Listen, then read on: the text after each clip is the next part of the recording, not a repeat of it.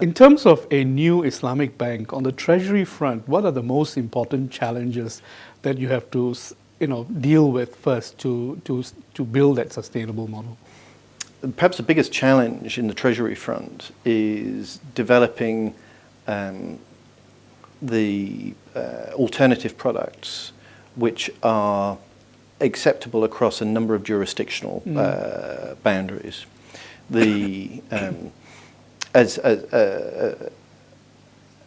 is traditionally the case, a number of treasury products would be considered in the conventional market would be considered to be unacceptable from an Islamic point of view, potentially. Anything interest-based clearly is problematic. So interest rate swaps, for instance, we have a profit rate swap alternative to that. And like many Islamic products, people imagine that they're the same as the conventional one, only dressed up with different names. But they're not. They have unique characteristics. The murabaha we use traditionally in deposit products, is not the same as a loan, except called differently. Right. The sukuk that we do is not actually a bond. It is bond-like, but it isn't a bond. And so when we're developing treasury products such as the interest rate equivalent, which is a profit rate swap, or foreign exchange products, there are unique aspects. Now that complication is compounded by the fact that in the UK, in the GCC, in Asia, there may be slightly different interpretations about what is acceptable. So we have to standardise some of these. That's the challenge, really, in the Treasury sector. And the UK government has been building its own capacity to build its, the Islamic banking infrastructure in the UK, and the government will be issuing its own sukuk bonds, coming up shortly. How do you think that's going to play out? What sort of work that needs to be put in place before the UK government can participate in issuing sukuk bonds, and given that there's 5 locally domiciled institutions and there's a global interest in sukuk as a asset class in itself, how do you think that's going to play out, and and what will it do to your business as a result? It's a controversial area of discussion, actually. The British government announced its intention to investigate the opportunity some time ago, 2 or 3 years ago, in fact, and has undertaken a number of studies. And in the UK, one of the major areas of concern for the government is introducing new instruments and new legislation is the impact that it will have on the taxation environment. So they're very reluctant to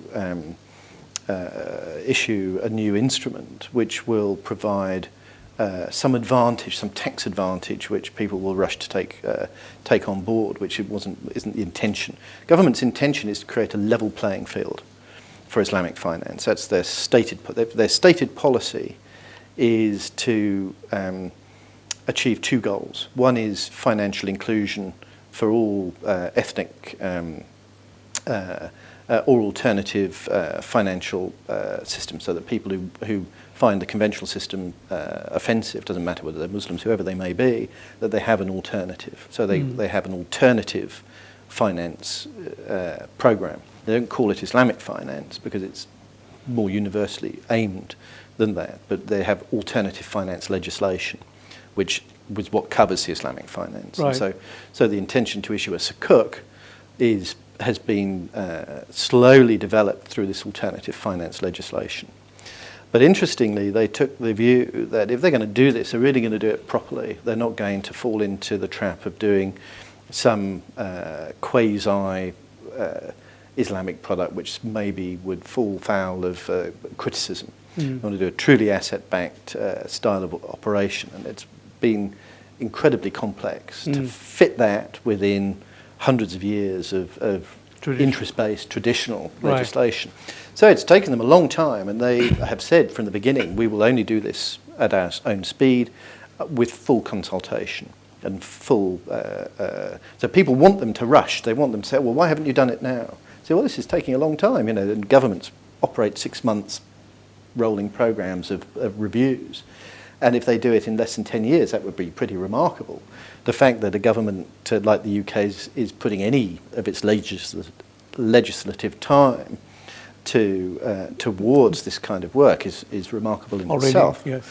And also, they will only do something which is cost-effective. Commercially viable in that way.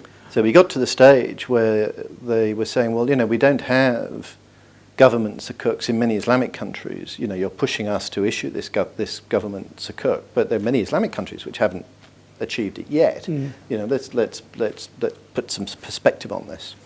And you're right, it is coming. It is a process which has been consistently reinforced by the different ministers that have come through HM Treasury, who are the Debt Management Office and HM Treasury are running that piece of the review.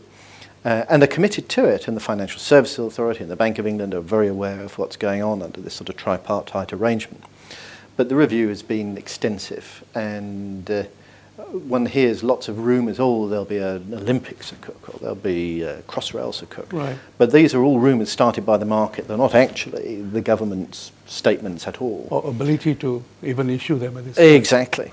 And then they came to the position where, after extensive review, we had the AOFI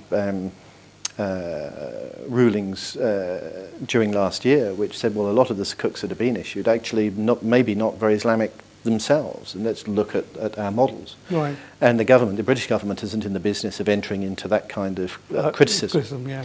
And they're expensive. Issuing a sukuk is an expensive exercise. The capacity of the market is comparatively small. The British government couldn't issue £1 trillion sukuk. There would be no demand for it. So it's scalability, cost of issue, all of these are in its mind. And it made a statement to say that just now, although it is their intention to issue a sukuk, just now they don't feel that it's good value for the British people. But they will continue to study it and they will issue it, which they will, but it won't be this month and it won't be at the end of this year, but it will be in the future. And that brings us to another important area which I want to make sure we touch upon, which is capacity. One of our objectives in Gatehouse Bank is to facilitate the building of capacity in a market which is relatively fragmented. You touched upon the fact that we have 5 Islamic banks in the UK and the market sustained that. And we're all relatively small organisations.